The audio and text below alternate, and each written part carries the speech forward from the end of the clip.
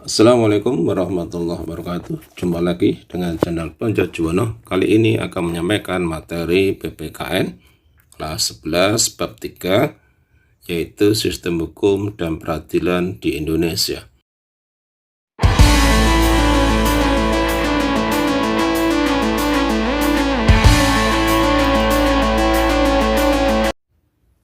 A. Sistem hukum di Indonesia.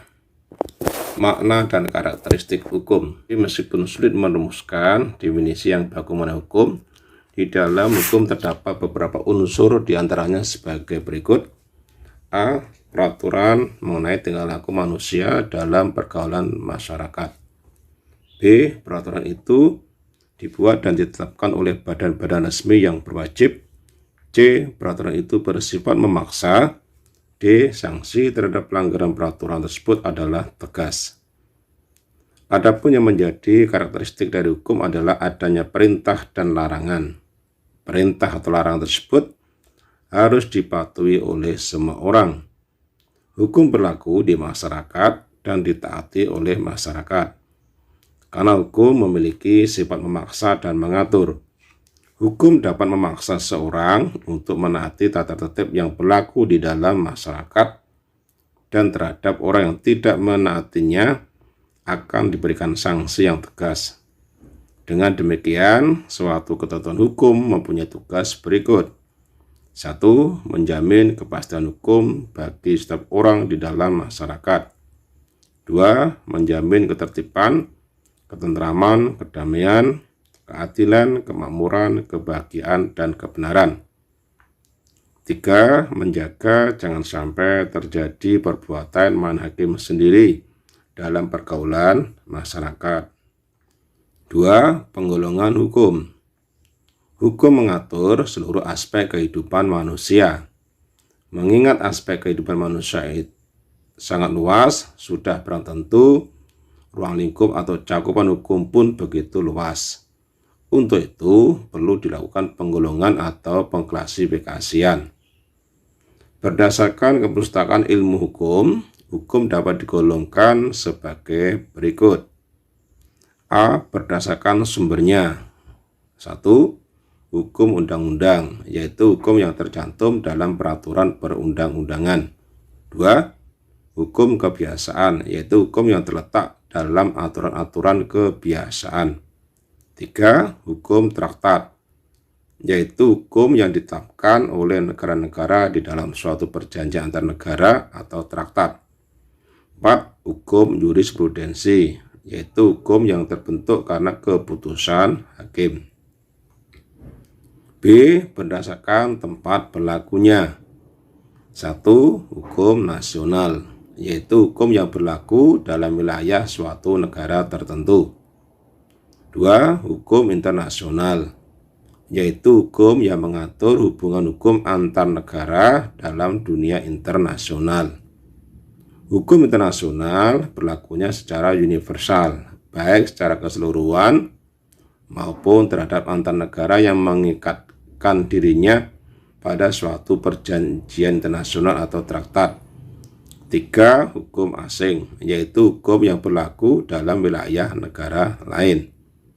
4. Hukum gereja, yaitu kumpulan-kumpulan norma yang ditetapkan oleh gereja untuk para anggotanya. C. Berdasarkan bentuknya. 1. Hukum tertulis, yang dibedakan atas dua macam berikut. A. Hukum tertulis yang dikodifikasikan, yaitu hukum yang disusun secara lengkap, sistematis, teratur, dan dibukukan sehingga tidak perlu lagi peraturan pelaksanaan. Misalnya KUH pidana, KUH perdata, dan KUH dagang. B. Hukum tertulis yang tidak dikodifikasikan, yaitu hukum yang meskipun tertulis tetapi tidak disusun secara sistematis, tidak lengkap, dan masih terpisah-pisah, sehingga sering masih memerlukan peraturan pelaksanaan dalam penerapan. Misalnya undang-undang, peraturan pemerintah, dan keputusan presiden. 2. Hukum tidak tertulis, yaitu hukum yang hidup dan diyakini oleh warga masyarakat serta dipatuhi dan tidak dibentuk menurut prosedur formal, tetapi lahir dan tumbuh di kalangan masyarakat itu sendiri. D. Berdasarkan waktu berlakunya. 1. Ius constitutum, hukum positif, yaitu hukum yang berlaku sekarang bagi suatu masyarakat tertentu dalam suatu daerah tertentu. Misalnya Undang-Undang Dasar Republik Indonesia tahun 1945, Undang-Undang RI nomor 12 tahun 2006 tentang kewarganegaraan Republik Indonesia. 2. Ius constituendum atau hukum negatif, yaitu hukum yang diharapkan berlaku pada waktu yang akan datang, misalnya rancangan undang-undang atau RUU. E. Berdasarkan cara mempertahankannya. 1. Hukum material, yaitu hukum yang mengatur hubungan antara anggota masyarakat yang berlaku umum tentang hal-hal yang dilarang dan dibolehkan untuk dilakukan. Misalnya hukum pidana, hukum perdata, hukum dagang, dan sebagainya. 2. Hukum formal, yaitu hukum yang mengatur bagaimana cara mempertahankan dan melaksanakan hukum material, misalnya hukum acara pidana atau KUHP, hukum acara perdata, dan sebagainya. F. Berdasarkan sifatnya. 1. Hukum yang memaksa, yaitu hukum yang dalam keadaan bagaimanapun juga harus dan mempunyai paksaan mutlak. Misalnya melakukan pembunuhan, maka sanksinya secara paksa wajib dilaksanakan. 2. Hukum yang mengatur, yaitu hukum yang dapat dikesampingkan apabila pihak-pihak yang bersangkutan telah membuat peraturan sendiri dalam suatu perjanjian. Atau dengan kata lain, hukum yang mengatur hubungan antar individu yang baru berlaku apabila yang bersangkutan tidak menggunakan alternatif lain yang dimungkinkan oleh hukum atau undang-undang.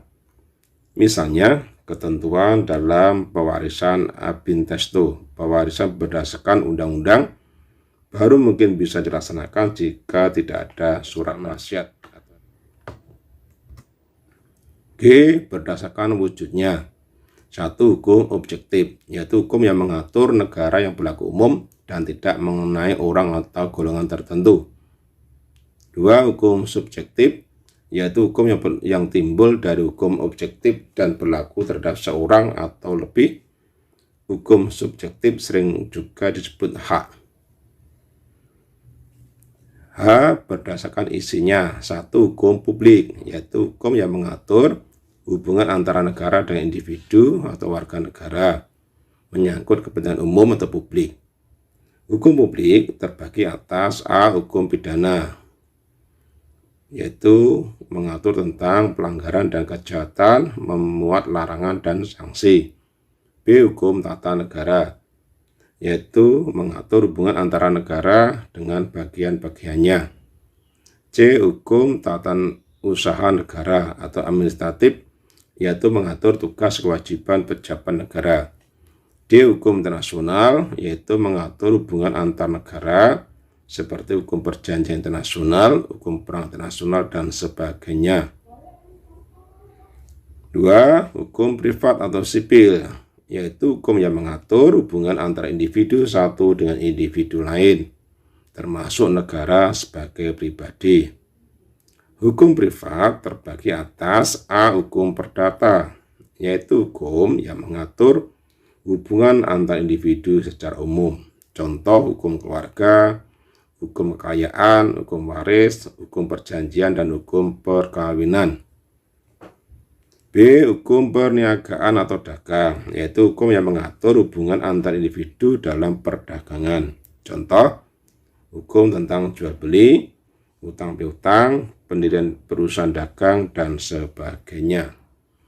3. Tujuan hukum. Tujuan ditetapkannya hukum bagi suatu negara adalah untuk menegakkan kebenaran dan keadilan, mencegah tindakan yang sewenang-wenang, melindungi hak asasi manusia, serta menciptakan suasana yang tertib, tentram, aman, dan damai. Dengan adanya suasana aman dan tentram, serta tertib di kalangan umat manusia, maka segala kepentingan manusia dapat dilindungi oleh hukum dari tindakan yang merugikan, mengingat kepentingan manusia seringkali saling berbenturan. Untuk itulah, negara mempunyai tugas menjaga tata tertib masyarakat dan berkewajiban melindungi segenap bangsa dan seluruh tanah air Indonesia. Negara juga mempunyai wewenang menegakkan hukum dan memberi sanksi hukum kepada yang melanggarnya. 4. Tata hukum Indonesia. Tata hukum merupakan hukum positif atau hukum yang berlaku di suatu negara pada saat sekarang.